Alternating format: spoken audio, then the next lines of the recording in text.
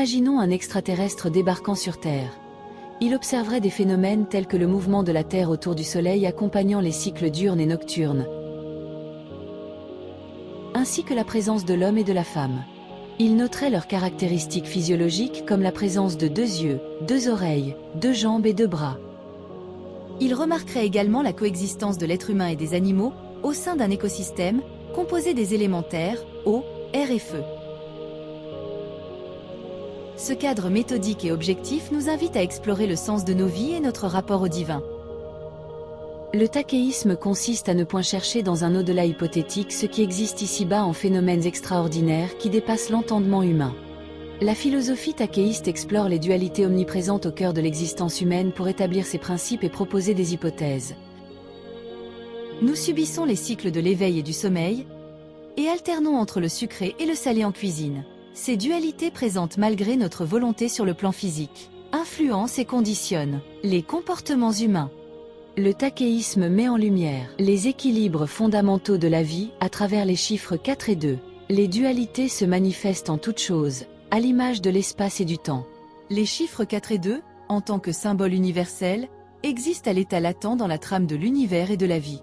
Le takéisme s'appuie sur des observations simples pour dévoiler une logique innée. Le chiffre 4. La vie est construite à partir de 4 atomes fondamentaux, le carbone, l'oxygène, l'azote, l'hydrogène. 4 forces régissent l'univers, la gravitation, l'électromagnétisme, l'interaction nucléaire forte et l'interaction faible. 4 principaux types de galaxies ont été identifiés: spirale, lenticulaire, elliptique, irrégulière. La base de l'ADN est composée de 4 lettres: ACGT, adénine, cytosine, guanine, thymine. 4 saisons rythment notre année: printemps, été, automne, hiver.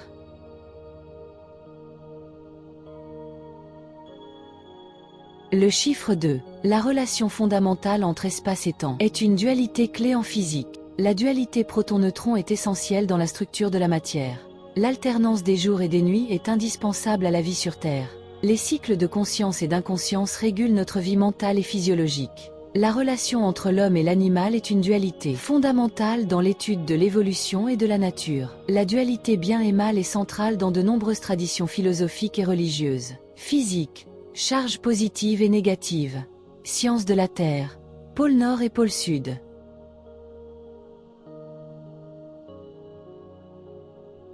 Les chiffres 4 et 2 démontrent une convergence notable entre diverses disciplines scientifiques et philosophiques, illustrant des motifs récurrents et des dualités fondamentales. Cette convergence suggère la possibilité d'une collaboration fructueuse entre chercheurs de différentes disciplines, permettant d'atteindre un objectif commun, la découverte de la vérité ultime. Du point de vue du takéisme, l'être humain est perçu comme un microcosme de la Terre, soulignant l'interconnexion des structures naturelles à différentes échelles. Les similitudes entre les structures microscopiques, comme les réseaux cellulaires, et macroscopiques, comme les réseaux routiers et les fleuves, sont frappantes. Dans cette perspective, l'homme semble être un miroir du monde qui l'entoure, reflétant les mêmes forces et structures à différents niveaux. Cette approche vise à transcender les distinctions artificielles entre le spirituel et le matériel, en reconnaissant l'unité sous-jacente de toutes les choses qui nous entourent. Le takéisme aspire à transcender les contingences temporelles de son époque afin d'atteindre un degré d'excellence réflexive. Cette philosophie cherche à situer la foi authentique. Oscillant entre les états d'éveil et de sommeil, l'homme recherche dans la foi un état intermédiaire, à la frontière du domaine de l'esprit. En friche selon les saisons, la méditation introspective permet de se connecter à une énergie que les hommes appellent Dieu. L'homme est un caméléon inspiré par son environnement. La caractérologie, bien que singulière pour certains, trouve sa correspondance dans les climats. Des expressions telles que « vue dégagée »,« morale au beau fixe »,« dépression atmosphérique » et « précipitation » appartiennent à la même famille sémantique. L'homme incarne la Terre, né de l'eau. Une naissance sous un soleil au zénith en juillet imprègne le nouveau-né d'un climat spécifique. Les individus nés sous le signe du lion imposent souvent leur présence naturellement, car à cette période, le soleil est à son apogée. Quant aux natifs de la Vierge, réputés pour leur méthodicité, ils voient le jour en septembre, mois des moissons où l'on sépare le bon grain de l'ivraie. Cela explique leur propension à être méticuleux et à couper les cheveux en 4. Les tempéraments humains peuvent être secs, froids, sanguins ou humides. Le vivant est un savant mélange d'eau, de feu, de terre et d'air. Ces 4 éléments, à l'image des 4 saisons, sont fondamentaux du point de vue du takéisme qui se sert de ces indices pour démontrer l'organisation innée de l'univers à partir des chiffres 4 et 2. En observant les gens traverser les rues, il est légitime de s'interroger sur le véritable rôle de l'être humain dans l'univers. Est-il programmé comme les insectes sociaux malgré son libre arbitre? Dans une fourmilière, chaque tâche est dévolue à une salle spécifique. L'étable pour les pucerons, le grenier pour les graines, la salle des gardiens, le dépotoir pour les déchets et les cadavres, et la couveuse où les œufs sont triés par date. Une chambre de compostage maintient une température adéquate. De même, on peut observer des similitudes notables entre l'homme et les insectes sociaux. Les réflexes de la fourmi semblent trouver un écho complexe chez l'homme. Chaque être vivant s'active à son échelle. L'être humain naît avec des prédispositions qui le conduisent à des actions spécifiques. Un écrivain et un mathématicien interprètent le monde respectivement à travers les chiffres et les lettres. Alors que le scientifique conçoit des avions pour repousser les limites de la physique, l'écrivain lui n'en ressent pas le besoin, son domaine d'expression est ancré dans son imaginaire. La complexité intrinsèque de la condition humaine fait que rien n'est immuable, ni définitif. Un scientifique peut aborder les nombres de façon poétique, révélant une ouverture d'esprit qui contraste avec les formes d'intelligence validées par les logiques politiques et économiques. Depuis des siècles, l'intelligence a été configurée de manière à s'adapter à une forme déterminée, semblable à celle d'une gaufre moulée, en vue d'être en adéquation avec le pouvoir, et ainsi dominer d'autres formes d'intelligence. Ce type particulier d'intelligence a donné naissance à des chefs de guerre, des capitaines d'industrie et des traders, les poussant à accaparer les richesses. La propension dominante des individus surdoués dans le domaine du calcul a instauré cet archétype de pensée binaire dans tous les domaines de la vie, qu'ils soient politiques ou économiques. Cette vision laisse entendre que toutes les activités peuvent être résolues comme une simple équation mathématique. Être nanti signifie posséder le pouvoir d'acquérir tout ce que l'on désire. En revanche, être démuni équivaut à être considéré comme faible et condamner une existence dédiée à la survie. Lorsque le philosophe explore la lumière de l'âme, le scientifique mesure une source lumineuse extérieure quantifiable. Les avis divergent sur Dieu, formant un système binaire où le bien est confronté au mal, chacun choisissant son camp. Certains s'approprient Dieu sans preuve, régentant les croyances sur le scabellon des dogmes. L'être humain fonde ses analyses comme il estime son poids, en validant la réalité par la tangibilité des choses. Cependant, le corps, siège de l'esprit, est guidé par un moteur non quantifiable. Le scientifique explique le fonctionnement d'un mécanisme, le philosophe en cherche la raison. La matière s'inscrit dans la réflexion. À une échelle microscopique, les anticorps agissent en repoussant les envahisseurs, de façon similaire aux nations qui défendent leur territoire. Au début de l'histoire, l'homme guidé dans sa recherche de nourriture s'attribua un territoire de chasse. Celui qui possédait les meilleures aptitudes pour cet exercice devint chef. Il prit un second suffisamment intelligent pour administrer ses terres. Le temps passa, le territoire devint un État. Puis une affaire d'État lorsque survint la trahison. Le second avait feint l'amitié pour prendre sa place. La politique naquit ainsi, sur un conflit d'intérêts doublé d'un mensonge. Car il avait caché qu'il était originaire d'un autre territoire. Une fois sa prise de pouvoir, il réunifia les deux tribus. Les siècles passèrent, des conglomérats de cellules se formèrent, devinrent de plus en plus puissantes. Les frontières, reliquats d'un lointain passé, étaient nées et avec elles, les pactes de non-agression qui n'empêchèrent pas les guerres. Les conflits existaient à toutes les échelles, jusque dans les tissus du corps humain où guerroyaient virus et anticorps. Ce qui se produisait dans l'infiniment petit se déroulait à hauteur d'homme. On s'éliminait par incompatibilité d'humeur et tumeurs malignes. Notre monde repose encore aujourd'hui sur ces anciens territoires de chasse. L'homme moderne est toujours un primitif qui s'ignore, car les frontières n'ont pas disparu. Dans un avenir lointain, les humains considéreront notre époque avec la même distance que nous appréhendons la préhistoire. Selon le takéisme, les modes de communication actuels des humains sont primitifs, comparables au tropisme des plantes, par rapport au niveau d'excellence que l'humanité atteindra dans plusieurs millénaires. Au fur et à mesure que les ethnies se mélangeront, un véritable langage émergera, et les frontières de la compréhension seront repoussées. Une langue basée sur les sens se développera.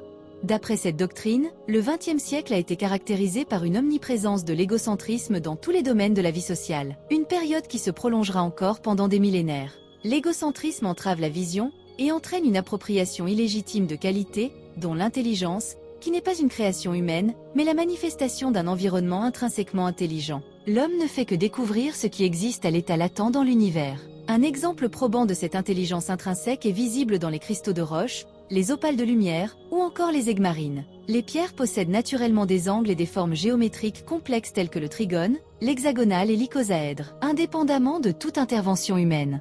Ainsi, la nature réalise en permanence des calculs que l'humain ne fait que redécouvrir. À toutes les échelles de l'univers, une logique mathématique omniprésente régit les structures et les phénomènes. Les pierres, par leur simple existence, confirment la réalité physique de l'univers. Elles témoignent du Big Bang à travers leurs différentes teintes révélées par la lumière solaire. Au cours de son évolution, l'homme a laissé les pierres de côté et a poursuivi son chemin sur des sols structurés en différentes strates. Son égocentrisme lui a fait oublier ses premiers pas, le persuadant qu'il était l'élu solidement installé au sommet de la pyramide de la vie, s'arrogeant ainsi une supériorité sur les autres règnes grâce à ses capacités intellectuelles. Toutefois, son intelligence ne constitue qu'un fragment d'une intelligence universelle supérieure, inhérente à la structure même de l'univers. C'est ainsi que l'homme revendiqua un jour la lumière, en faisant la démonstration du phare balayant les mers. Reconnaît-il seulement que la lumière existait indépendamment de sa présence? Dans les abysses, le photoblépharon est muni de photophores, il les utilise comme des phares pour traquer ses proies. Par réaction chimique, un organisme vivant est capable de reproduire la lumière.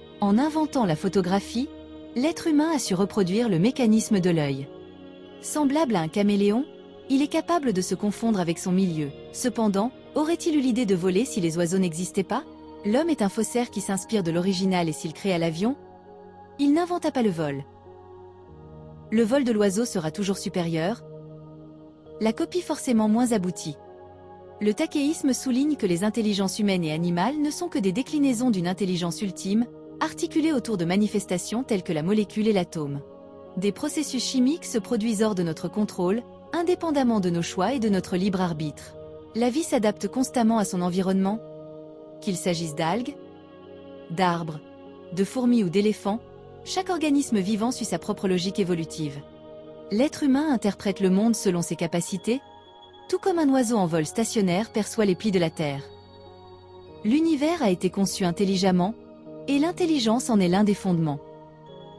Sous les lentilles des microscopes et des télescopes, nous observons cette organisation innée. L'intelligence humaine n'est qu'un fragment infinitésimal d'une forme d'intelligence ultime multidirectionnelle.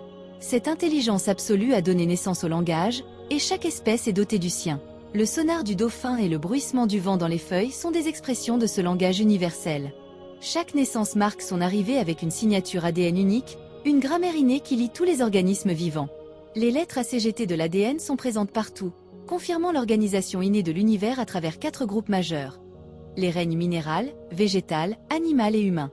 L'être humain est un condensé de l'univers, et les idées qui lui traversent l'esprit sont similaires aux étoiles filantes. De même nature.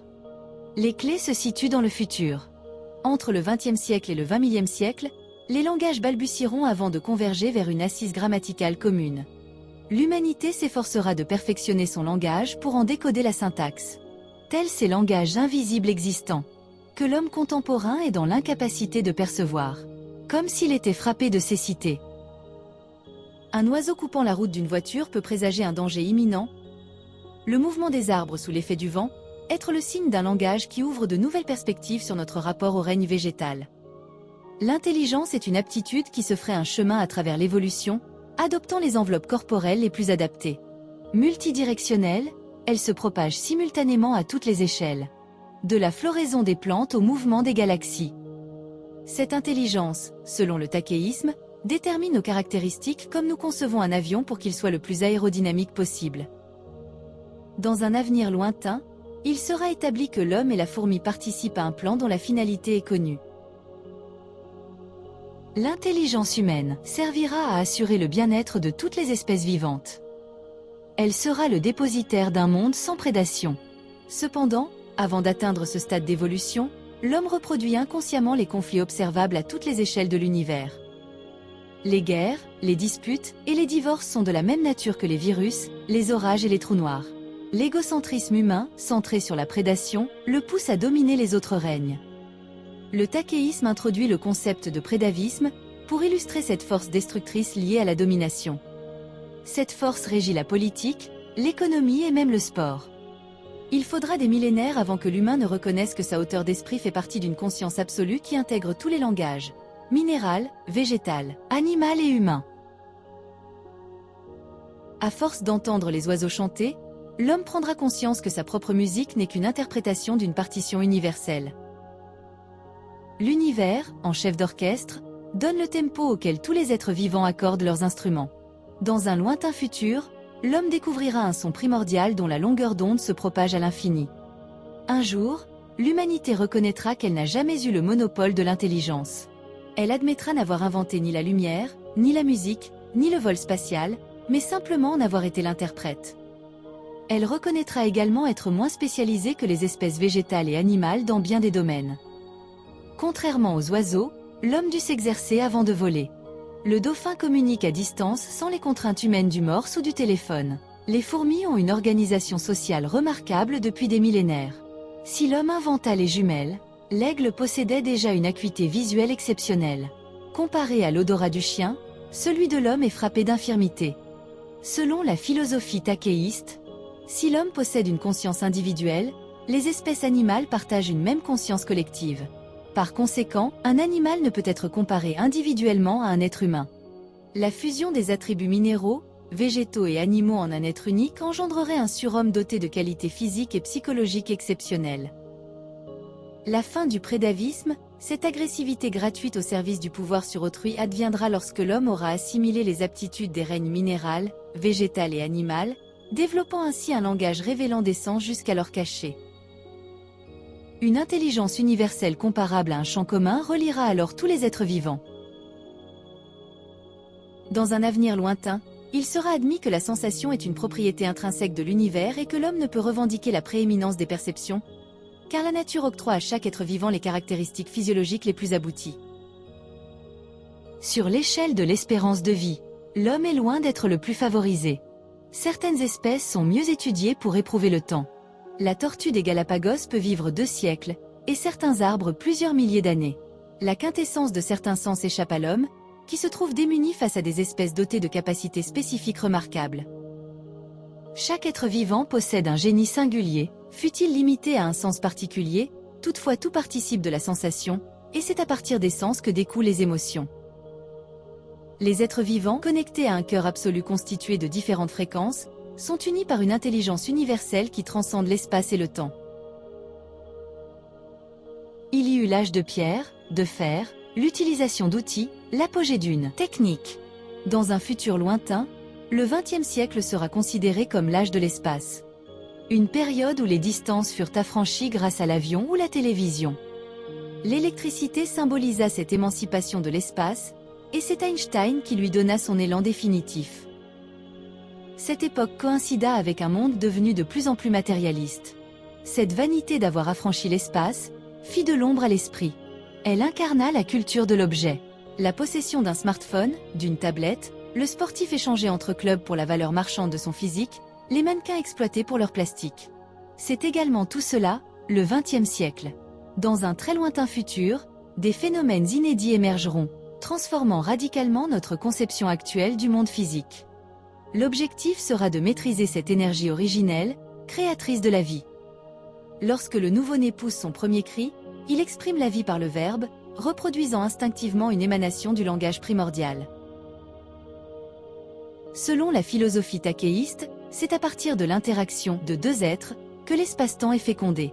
C'est ainsi que le monde physique apparaît à la naissance. Dans le futur, nous maîtriserons cette source vers laquelle le couple masculin et féminin souhaite affluer. À l'origine, il existe un amour infini, fondement du processus de la vie. Cet amour préfigure l'essence même de l'existence. Cet amour est une prémonition de cet endroit. En donnant naissance à l'univers, le takéisme part du postulat que le Big Bang est en réalité le premier acte d'amour. Tous les règnes vivants reproduisent l'instant primordial, éclairant ainsi le processus de reproduction sous un nouveau jour. Le Big Bang engendre des naissances en série à toutes les échelles de la vie. Les saisons se perpétuent, les fleurs éclosent puis se fanent, la nature déroule son tapis vert en prenant racine dans la matière. Si l'univers est en expansion, il se contractera un jour pour revenir à son point d'origine. En traçant la courbe d'un cercle à partir d'un point, on revient inévitablement à ce point. De la même façon, l'univers retournera un jour à sa propre naissance. Tel un chef d'orchestre, le Big Bang rythme la fréquence cardiaque des espèces, leurs inspirations et leurs expirations. Le takéisme postule que l'acte sexuel est une réplique du Big Bang. Tout comme les spermatozoïdes se dirigent vers l'ovule, les étoiles se propagent dans l'univers. Étoiles et spermatozoïdes sont analogues, presque de même nature. De ce phénomène est née la vie, rythmée par un muscle, le cœur. Le cœur, miniaturisation des mouvements universels impulsés par le Big Bang, synchronise les organismes vivants à partir d'un battement primordial. Un battement de même nature s'opère à toutes les échelles de la vie, de l'infiniment petit à l'infiniment grand. Un jour, un élan fut donné, le ciel étoilé prit l'apparence d'un feu d'artifice qui se figea. Le mouvement de l'univers trouve son écho dans l'activité cellulaire. En observant la radiographie d'une colonne vertébrale, on pourrait comparer le cerveau à un légume planté dans la terre. À la place d'un légume, imaginons la coupe anatomique d'un arbre s'enracinant dans le sol pour s'élever vers la lumière. Le cerveau relié à la colonne vertébrale d'où partent les nerfs est semblable à un tronc d'arbre muni de branches. La matière grise évoque le feuillage bombé d'un pin parasol. C'est ainsi que le corps devient le terreau de l'esprit. Et nos nerfs, nos racines. La vie s'implante en nous tel un légume dans un champ, ou un arbre dans la forêt. Le takéisme propose une nouvelle conception de l'espace et du temps, représentée par les organes génitaux et le cerveau, situés aux extrémités de la colonne vertébrale. Cette dernière est envisagée en 3 dimensions. Le cerveau, représentant l'esprit avec ses 2 hémisphères, symbolise la perception des cycles temporels. L'appareil génital, incarnant l'espace, est illustré par les organes masculins et féminins. Cette représentation repose sur le chiffre 2 pour l'esprit, signifiant la dualité et la capacité de percevoir le temps, incarné par le cercle, et le chiffre 4 pour le corps, marquant l'interaction avec l'espace physique, symbolisé par le carré. L'espace et le temps peuvent être considérés comme des entités analogues à un nerf ou un muscle. Le cerveau, point de départ de la colonne vertébrale, incarne le temps. À l'autre extrémité, l'appareil génital représente l'espace. L'espace et le temps, le corps et l'esprit se situent de part et d'autre de la colonne vertébrale. Le chiffre 2, représentant le cerveau avec ses 2 hémisphères, symbolise l'esprit et la perception des cycles temporels incarnés par le cercle. Le chiffre 4, représentant les organes génitaux, symbolise le corps et l'interaction avec l'espace physique, incarné par le carré. Une analyse anatomique élémentaire révèle que, chez l'homme, les organes tels que le rectum, le pénis et les testicules forment un ensemble de 4 structures distinctes. De manière équivalente, chez la femme, le rectum, les ovaires et l'utérus constituent également un groupement de 4 éléments anatomiques. Le takéisme utilise l'image d'une majorette faisant tournoyer une baguette ornée d'un cube et d'une boule à ses extrémités pour illustrer l'espace et le temps.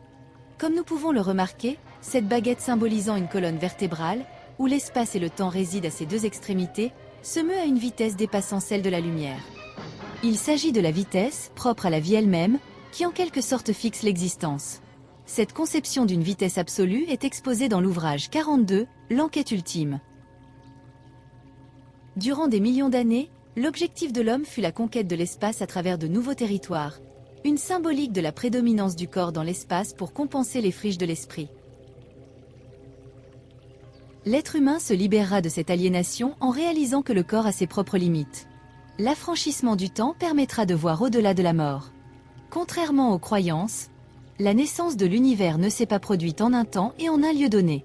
L'homme, en tentant de dater l'univers, échoue forcément, car il appréhende à son image, entre un début et une fin. En réalité, il existe un univers ultime à l'intersection de l'espace et du temps, du corps et de l'esprit. Une existence transcendante au-delà de nos perceptions matérielles.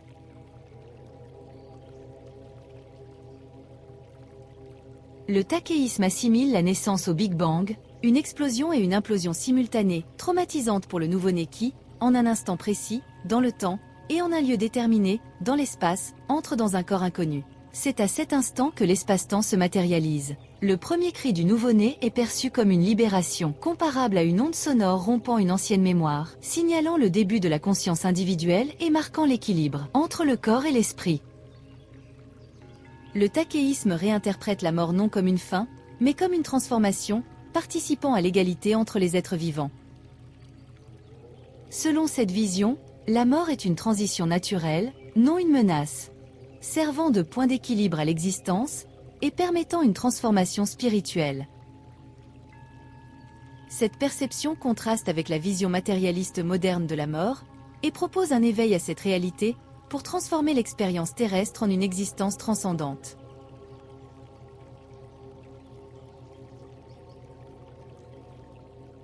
Le takéisme conceptualise la notion de Dieu comme une énergie insaisissable, et l'enfer comme une condition terrestre à affranchir.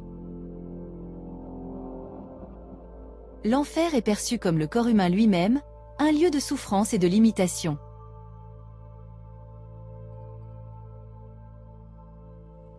Le premier cri du nouveau-né est perçu comme une libération, comparable à une onde sonore rompant une ancienne mémoire, signalant le début de la conscience individuelle et marquant l'équilibre entre le corps et l'esprit.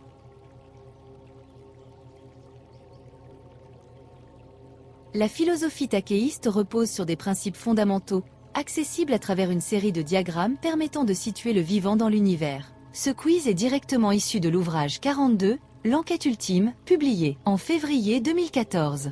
Takeo vous guidera tout au long de cette série de questions-réponses. Takeo utilise son doigt pour tracer une droite horizontale sur la surface d'une table. En son centre, il dessine un point pour représenter l'être vivant, dans une portion d'espace. Parallèlement à cette première ligne, il en dessine une seconde pour situer l'être vivant dans le temps. Question 1. À propos de l'espace et du temps, vivons-nous dans un univers fini ou infini? B. Un piéton est situé à un endroit précis. Peut-on affirmer qu'il y a autant d'espace devant et derrière lui? C. Ce même piéton avance de 100 mètres. Y a-t-il toujours autant d'espace devant que derrière lui? D. Ce piéton est-il le centre de l'espace dans les cas B et C? E. Le temps est-il fini ou infini? F. Un individu naît le 24 juillet 1980. Sommes-nous en présence d'un temps fini ou infini, avant et après cette date? G. Ce même individu a vieilli de 20 ans. Sommes-nous en présence d'un temps fini ou infini, avant et après cette date? H. Cet individu est-il le centre du temps dans le cas des questions F et G? Les réponses de Takeo concernant l'infini de l'espace et du temps. Par ses premiers traits, Takeo situe l'être vivant au centre absolu de l'espace et du temps infini. Le principe est élémentaire. Quel que soit le déplacement d'un point, le long de la ligne, il y aura toujours une quantité égale d'espace de part et d'autre. Ce raisonnement s'étend également au temps. Ainsi, chaque être vivant occupe le point central absolu de l'espace-temps infini, comme on le constate sur la figure 1. À propos du concept de point central absolu de l'espace et du temps. A. L'espace et le temps sont, réponse 1, des manifestations spontanées. Réponse 2, des entités qui n'existeraient pas sans la présence du vivant. Question 3. Si nous plaçons une série de points le long des lignes représentant l'espace et le temps, peut-on considérer chacun de ces points comme un point central absolu? Hypothèse 1. Imaginons 1 million de ces points le long de cette ligne. En considérant que chacun d'eux, en tant que représentation du vivant, est un point central absolu, est-il envisageable que tous ces points se confondent en un seul et même milieu? Hypothèse 2. Si tous ces points se confondent en un seul et même milieu absolu, peut-on considérer qu'un seul point sur cette ligne devient par extension toute la ligne? Réponse de Takeo sur le point central absolu. Chaque point de la ligne étant également un milieu absolu, le takéisme considère que l'être vivant devient par extension toute la ligne. En effet, sa position se confond avec les autres points qui sont de même nature que lui, des points centraux absolus, incarnés par le vivant. Pour les personnes qui peinent à saisir ce concept et qui pensent que ces points sont forcément distincts car ils peuvent différer par leurs caractéristiques physiques, forme, couleur. Réponse à cette interrogation.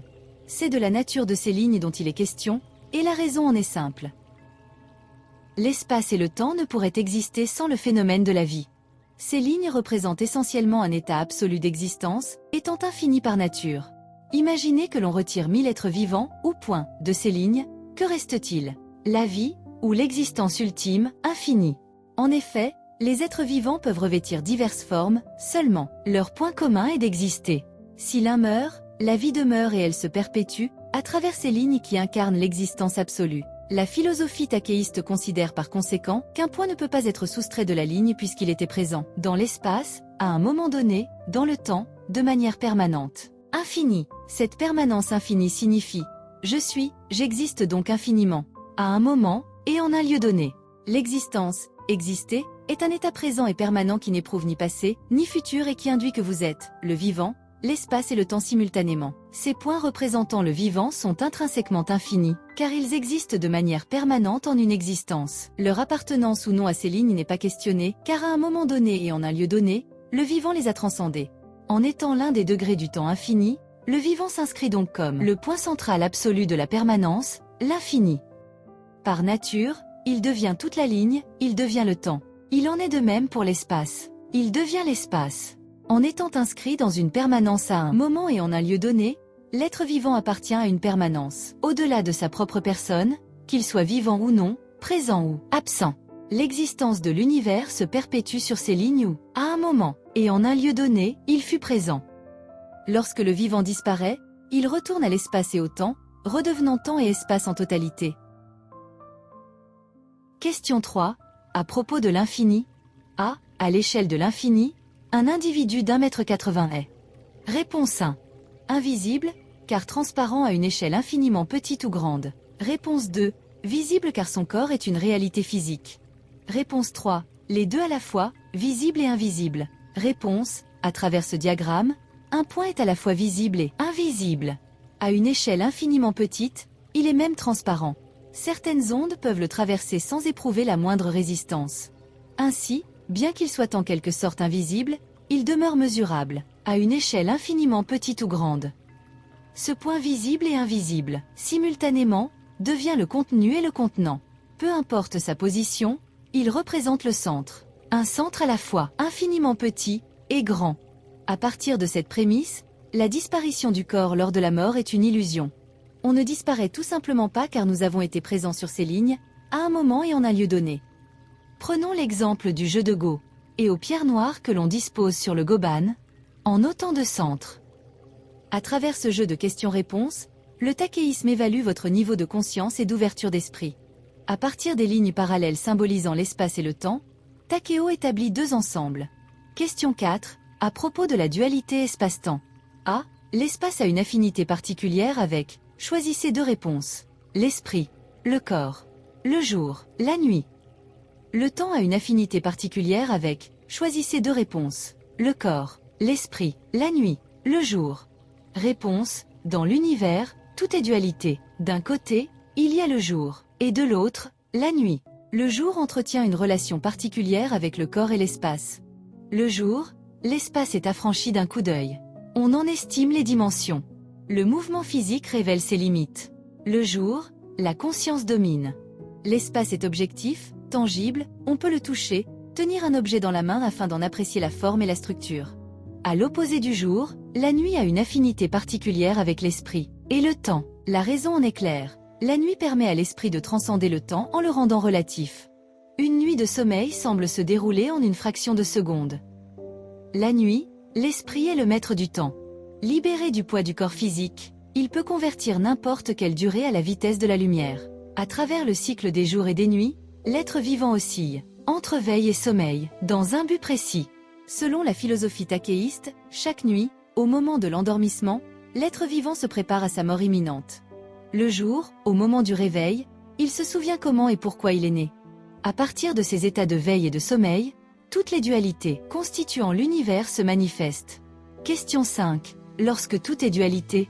A. Nous avons identifié les dualités espace et temps, corps et esprit, jour et nuit, vie et mort. Quelles autres dualités pouvons-nous créer à partir des propositions suivantes? Terre, feu, chat, soleil, carré, éveil, chien, air, eau, sommeil, cercle, lune.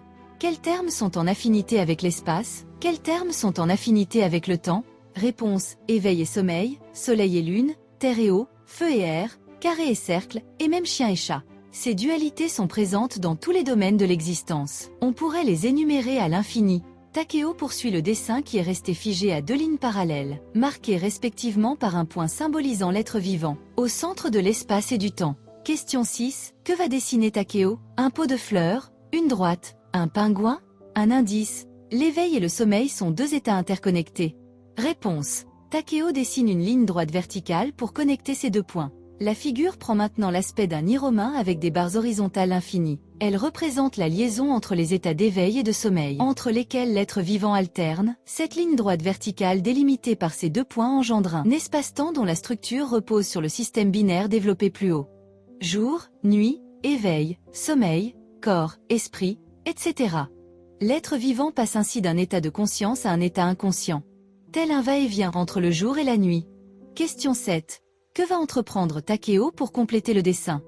Indice. L'être vivant à travers l'espace-temps s'inscrit dans la réalité physique de l'univers. Il en éprouve les contours. Lesquels? Réponse 1. La courbe d'un cercle. Réponse 2. Les côtés ou angles d'un carré.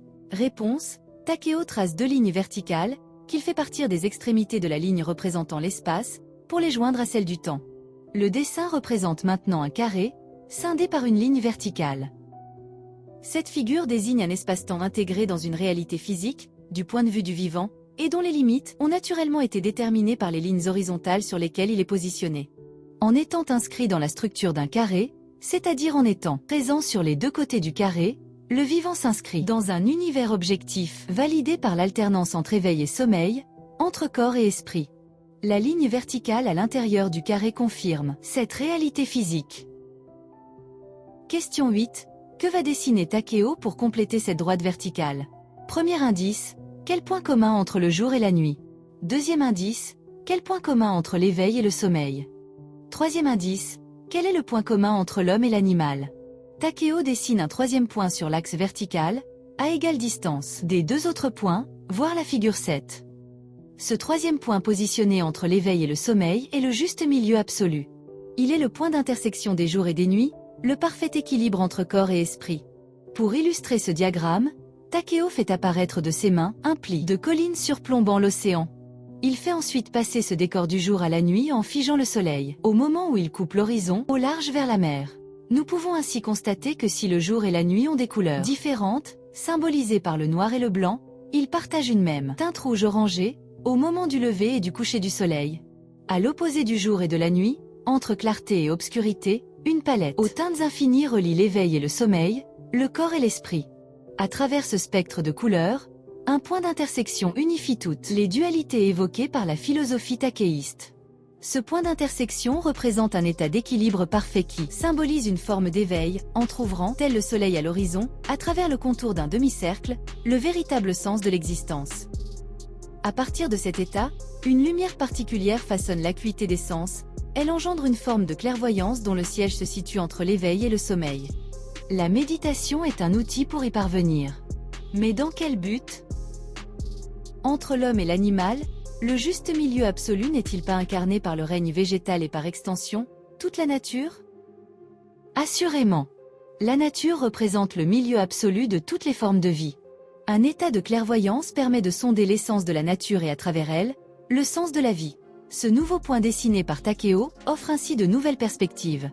Il complète la figure en dressant deux diagonales qu'il fait partir des extrémités de la ligne horizontale représentant l'espace, pour les joindre à celle du temps. Voir la figure 8. Le juste milieu absolu embrasse une nouvelle dimension. Il devient le point d'union d'une structure aux dimensions infinies revêtant la forme d'un sablier. Un équilibre simultané de toutes les dualités créées à partir de l'espace-temps s'opère. Un état sans échelle spatio-temporelle est réuni en ce point. Une dimension au-delà du corps et de l'esprit, de l'espace et du temps est perceptible à travers cette position. En quelques traits, nous sommes passés d'une structure en romain rigide, voire la figure 6, à une figure en sablier qui engendre un mouvement de fuite par l'intermédiaire de ses diagonales, transcendant la structure inflexible du carré. Pour parachever le dessin, Takeo ajoute une dernière ligne horizontale qui traverse précisément le centre absolu, coupant ainsi les deux diagonales et la ligne verticale, voir figure 9. Cette ligne, à l'instar du soleil sur l'horizon lors de son coucher, représente une ligne de fuite hors de l'espace-temps, offrant une nouvelle perspective sur la véritable nature de l'existence, voir figure 9. Le centre absolu devient le point de convergence de l'espace et du temps, ainsi que le centre d'un carré divisé par 4 lignes. Takeo utilise les extrémités des lignes verticales et horizontales comme points centraux de 4 cercles distincts dont les circonférences passent par le juste milieu absolu. Pour celles et ceux qui ne comprennent pas la nature de ces cercles, sachez qu'une infinité de droites traversant un même point dessine un cercle infiniment grand. Ces 4 cercles sont naturellement engendrés par les diagonales qui divisent le carré. Ainsi, la vie repose sur un système binaire. Le carré, en tant qu'entité visible, et le cercle, revêtant une nature invisible. Ces deux figures se retrouvent dans le diagramme, voir figure 10, où le vivant est simultanément le centre d'un carré et d'un cercle initié par les deux diagonales. Question 9. À quoi ces dessins vous font-ils penser? Indice. Quel est le point commun entre tous les êtres vivants? Le dessin a pris l'apparence d'une hélice à 4 pales. Le point d'intersection incarnant le juste milieu absolu distribue toutes les dualités à travers un double 8, vertical et horizontal. Voir la figure 12. Il désigne le vivant comme étant la nature première de l'univers, et par conséquent de l'espace et du temps. En se situant dans le juste milieu absolu, l'être humain accède à une permanence ultime, l'existence, dont le siège se situe dans l'amorce de l'espace et du temps. Les deux huit perpendiculaires se sont ainsi transformés en sabliers, hélices à 4 pales. Les pales de cette hélice ont pris l'apparence d'un entonnoir, dont la partie la plus large s'ouvre vers l'extérieur, et la plus étroite est attenante au juste milieu absolu. Les chiffres 4 et 2, illustrant les domaines cités dans ce traité de philosophie, représentent le carré et le cercle, et toutes les dualités qui en découlent. En multipliant ces chiffres, nous retrouvons notre diagramme divisé en 8 segments. Si le chiffre 8 symbolise l'infini dans les mathématiques anciennes, dans la philosophie tachéiste, il représente le point du juste milieu absolu à partir duquel s'articulent les formes géométriques mentionnées à des échelles infiniment petites et grandes. Ces dernières façonnent la structure des entonnoirs, orientés dans 4 directions distinctes. L'architecture de l'univers qui encadre notre existence repose sur un mode de calcul d'une grande simplicité. Il suffit de savoir compter jusqu'à 8. Même un enfant est capable de situer le sens de son existence au sein de notre univers. L'ADN, avec sa forme de double hélice, illustre parfaitement cette structure.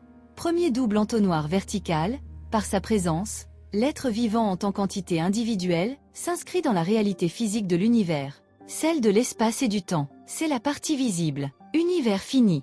Deuxième double entonnoir, horizontal, bien qu'il soit individuellement absent ou mort, le vivant en réalité ne disparaît pas. Il retourne à l'univers, et à son essence première, la permanence de l'existence. C'est la partie invisible, univers infini.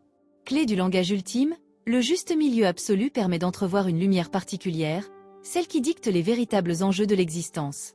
Le centre du diagramme se situe dans l'amorce d'une vitesse ultime, appelée vitesse alpha, qui dépasse l'entendement. Explication, la vitesse ultime alpha, selon les préceptes du tachéisme, incarne une vitesse absolue qui transcende l'espace et le temps. Pour saisir pleinement ce concept, imaginez une roue de vélo en mouvement. À mesure que la roue accélère, ses rayons créent un mouvement apparent vers l'avant, puis semblent se figer avant d'inverser leur sens de rotation. Cet effet de latence, ce point d'équilibre absolu où les rayons ne semblent ni avancer ni reculer, illustre la vitesse alpha que le vivant rencontre, au moment de la naissance et de la mort. Cette vitesse s'inscrit dans un état de pure latence, hors de l'écoulement linéaire de l'espace et du temps. À cette vitesse, tout mouvement est à la fois suspendu et complet, illustrant une parfaite harmonie entre le début et la fin, entre l'apparition et la disparition. C'est un concept fondamental dans le tachéisme, où la vitesse alpha est perçue comme la clé pour comprendre la nature profonde de l'univers et de l'existence elle-même. Au moment de la mort, c'est à partir de cet endroit que le corps se détache pour se diriger dans les entonnoirs, simultanément vers l'infiniment petit et dans l'infiniment grand. Pour finaliser le diagramme, Takeo entoure le juste milieu absolu d'une succession de carrés et cercles imbriqués, utilisant les lignes diagonales comme structure des entonnoirs. Elles revêtent maintenant l'apparence d'une chambre photographique. Ces entonnoirs qui se rétrécissent et s'élargissent sont semblables au tunnel dans lequel les personnes se sentent aspirées au moment de l'expérience de mort imminente. Cette lumière au bout qui les attire de façon irrésistible est celle que Takeo relate dans ce traité. Cette lumière est le reflet de l'existence ultime qui se perpétue au-delà de la vie et de la mort. Cette lumière que nous contemplons se situe dans l'infinitésimal point du juste milieu absolu et aux extrémités des entonnoirs. Bien que nous ayons 2 yeux, le mécanisme de la vision nous restitue une image unique. Quelle est donc la nature fondamentale de cette perception qui s'affranchit de l'univers physique? Nos yeux, semblables à un 8 renversé, représenté par le double 8 dans le diagramme, ne servent pas seulement à capter la lumière, mais aussi à contempler une perspective qui transcende l'infini. Le juste regard sur la vie se situe au centre de nos yeux. De nos jours, notre champ visuel repose sur un modèle supposé objectif de l'univers, fondé sur la forme géométrique du carré. L'être humain en est même rendu à utiliser cette forme géométrique pour faire son lit au carré et ainsi encadrer ses nuits. Cette approche simpliste de l'existence repose sur la prédominance de l'éveil sur le sommeil. Au XXe siècle, l'humanité aveuglée par ses limitations ne voit guère plus loin que le bout de son nez. Dans un futur lointain, les êtres humains s'affranchiront de cette dichotomie superficielle. Il n'y aura plus de dissension entre le corps, éveil, et l'esprit, sommeil. Et même les aveugles recouvreront la vue. Pendant des millions d'années, l'homme a tenté en vain de trouver un équilibre entre les jours et les nuits. Mais cela lui était impossible, car il alternait entre 2 états qu'il ne parvenait pas à synchroniser. Sa vision demeurait floue, oscillant sans transition, entre ombre et lumière. Du noir au blanc, jusqu'au jour où il découvrit la clé de cette harmonie. Cet équilibre, symbolisé par le juste milieu, évoque le soleil à l'horizon. Ce moment précis où une lueur particulière, commune au jour et aux nuits, se dévoile à nos yeux. C'est cette lumière aux nuances multiples que nous admirons lors des levées et couchers de soleil. Elle est le reflet de cet éveil absolu que possèdent certains sages. Ces carrés et cercles emboîtés les uns dans les autres constituent des tranches d'espace-temps délimitant la structure des entonnoirs, comparables à des sabliers aux dimensions infinies. Le chiffre 4 matérialisé par un carré symbolise les choses finies, et par essence, le corps, lui-même englobé par un cercle, chiffre 2, qui représente l'esprit.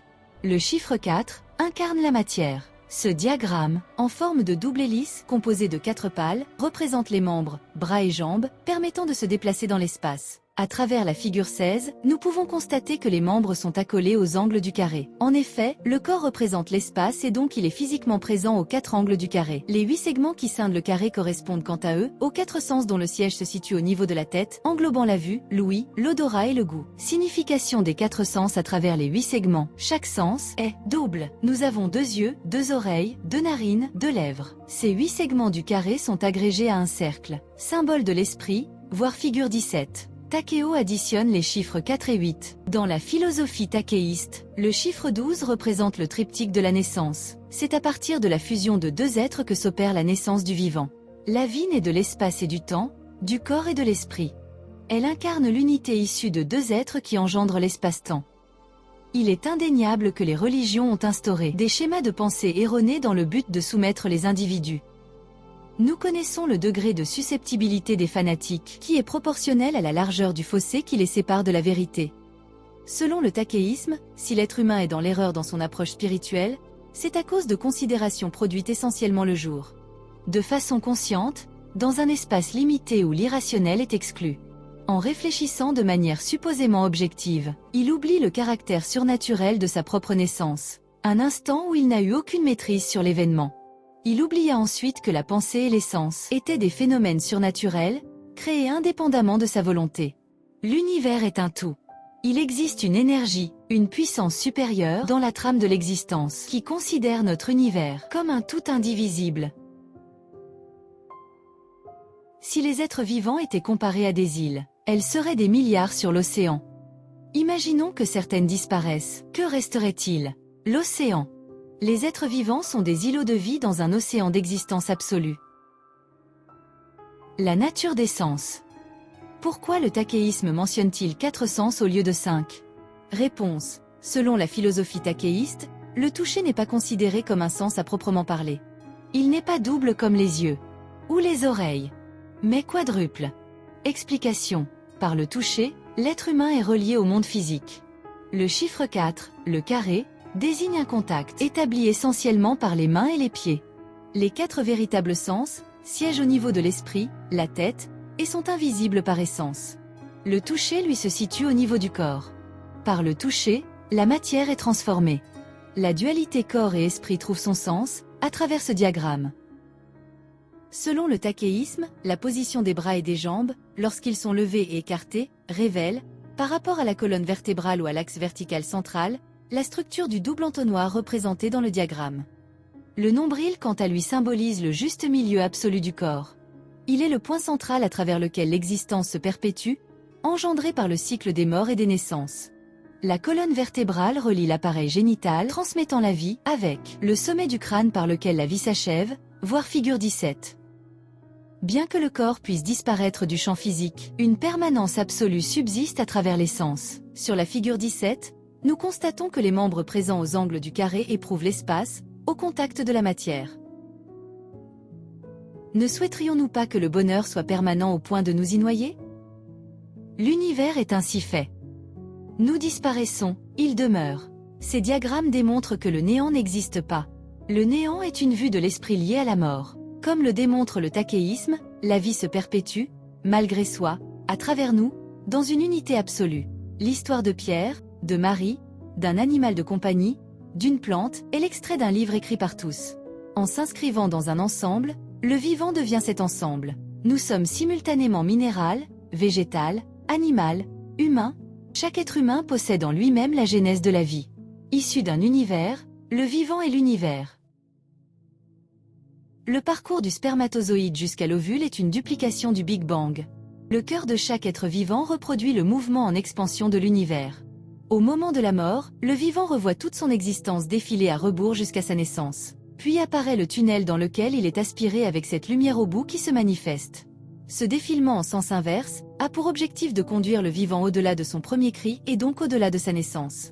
La lumière qui se manifeste ensuite au bout du tunnel se situe dans l'amorce du Big Bang, un état de permanence sans espace, ni temps. Lors de la mort, nous revivons fusionnellement la genèse de la vie en sens inverse. L'histoire des hommes, des animaux, des plantes et des minéraux, jusqu'à cette amorce. La mort est en quelque sorte une machine à remonter le temps. Cette lumière absolue est la permanence ultime à laquelle nous retournons. Le centre du diagramme est le point qui la situe, le phare qui envoie au vivant, la lueur qui lui rappelle d'où il vient. La question consiste maintenant à mettre en perspective la nature de cette lumière. Explication. Si l'intelligence est un phénomène propre à l'univers, l'amour l'est également. Le processus de reproduction n'est pas seulement une duplication du Big Bang, il est l'expression d'une infinitésimale partie d'un amour absolu présent dans cette amorce. Lorsque nous mourrons, nous retournons à une quintessence d'essence. En quoi la vie mérite d'être vécue et quel est le sens de l'existence ? Un deuxième Big Bang se produira, opposé au premier, marquant la fin de notre univers une fois notre mission accomplie. Quelle est la nature de cette mission ? Cette mission consiste à guider notre univers et le vivant vers un degré de perfection absolue. Après l'ère de l'espace et du temps, viendra celle de l'espace et du temps réunifiés. Corps et esprit, parties visibles et invisibles, fusionneront. L'objectif du vivant sera de réaliser cet affranchissement ultime de l'existence, qui se produira dans un très lointain futur. Oui, il existe un amour infini présent au centre du diagramme. La nature de la lumière absolue. À un certain stade, tous les sens ne font qu'un. Certaines espèces vivantes comptent 8 yeux, 750 pattes. Cette série de diagrammes exclut-elle les règnes minéral, végétal et animal ? Réponse : non, car l'être humain a le rôle du messager. C'est à lui qu'a été confiée la mission de lever le voile sur le sens de l'existence de tous les êtres vivants, à travers sa propre personne. Le rôle de l'être humain est d'être le dépositaire du bien-être du vivant dans sa globalité. En réalité, c'est le vivant qui est au centre des diagrammes. Cette série de diagrammes, dont un cerveau ancien avait bloqué le premier trait, comme ce fut autrefois le cas avec le premier coup de silex, est désormais à la disposition de tous à travers la philosophie tachéiste.